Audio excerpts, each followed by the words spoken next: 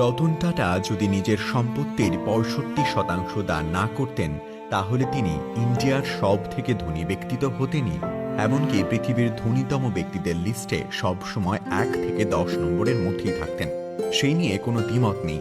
ঠিক এই কারণেই ইন্ডিয়ার মানুষের কাছে তিনি সমাজকর্মী, বিজনেসম্যান নন। স্যার রতন টাটা একবার মুকেশ আম্বানির ১৫,০০০ কোটি টাকার বাড়ি সম্পর্কে বলেছিলেন, আমাদের দেশে যেখানে প্রত্যেক দিন ২২ কোটি মানুষ খালি পেটে ঘুমোতে যায়, সেখানে মুকেশ আম্বানি কেন ১৫,০০০ কোটি টাকা দিয়ে বাড়ি বানালেন তা আমি ঠিক বুঝতে পারলাম না। তিনি আরও বলেছিলেন, মুম্বাই, দিল্লির মতো বড় বড় শহরে খিদে পেটে ফুটপাতে শুয়ে থাকে হাজার হাজার মানুষ। এই সব অভুক্ত মানুষের সামনে দিয়ে ১০ কোটি টাকার গাড়ি চড়ে বেড়ানো সত্যিই লজ্জার। স্যার রতন টাটার এই মন্তব্যের পরেই শুরু হয় বিতর্ক। অনেকের মতে রতন টাটা নাকি মুকেশ আম্বানিকে হিংসে করেই এই কথা বলেছেন। সত্যি কি তাই? আসুন আজকের ভিডিওতে সে কথাই বরং জেনে নিন। কিভাবে ইন্ডিয়ায় থাকা গরিব মানুষের উন্নতি হবে সে নিয়ে সারাদিন ভেবে যান রতন টাটা এবং তার কোম্পানি। সাধারণ মানুষের জন্য টাটা কোম্পানি এখনো পর্যন্ত প্রায় ৮ লক্ষ কোটি টাকা দান করেছে। হ্যাঁ, ৮ লক্ষ কোটি টাকা। ঠিক কি কারণে রতন টাটা এমন মন্তব্য করেছিলেন, আসুন সেটি বরং জেনে নিই। মুকেশ আম্বানি তার স্বপ্নের বাড়ি বানানোর কাজ শুরু করেছিলেন ২০০৬ সালে। দীর্ঘ ৪ বছর পর ২০১০ সালে ১৫,০০০ কোটি টাকা ব্যয়ে নির্মিত হয় অ্যান্টেলিয়া।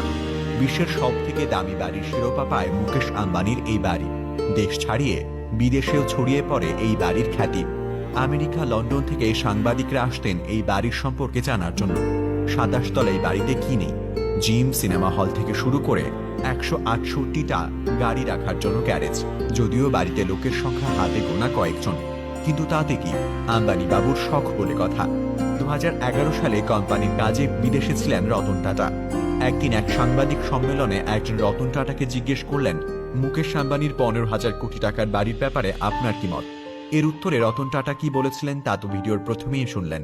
এই ঘটনার পর জল গড়িয়েছিল অনেক দূর। বিদেশের মঞ্চে দাঁড়িয়ে মুকেশ আম্বানির বাড়ির সমালোচনা করার ফলে শুরু হয় বিতর্ক। অবশ্য বেশিরভাগ মানুষই এখানে সমর্থন জানিয়েছিলেন রতন টাটাকে। সাধারণ মানুষরা বলতে শুরু করেন, সত্যি তো, যেখানে সাধারণ মানুষ না খেতে পেয়ে ঘুমোতে যায়, সেখানে আমাদের দেশের সব থেকে ধনী শিল্পপতি কিভাবে ১৫,০০০ কোটি টাকা দিয়ে বাড়ি বানাতে পারেন?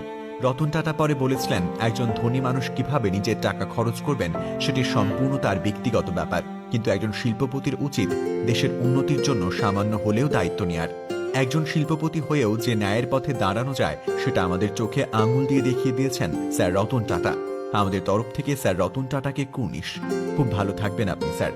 আমরা চেষ্টা করছি প্রতিদিন কোনো না কোনো মানুষের গল্প আপনাদের সামনে তুলে ধরতে, যা আপনাদেরকে ইন্সপায়ার করবে। এরকম গল্প প্রতিদিন পেতে আমাদের চ্যানেলটি সাবস্ক্রাইব করে রাখুন। প্রিয় দর্শক, এই ছিল আমাদের আজকের আয়োজন। Thanks for watching.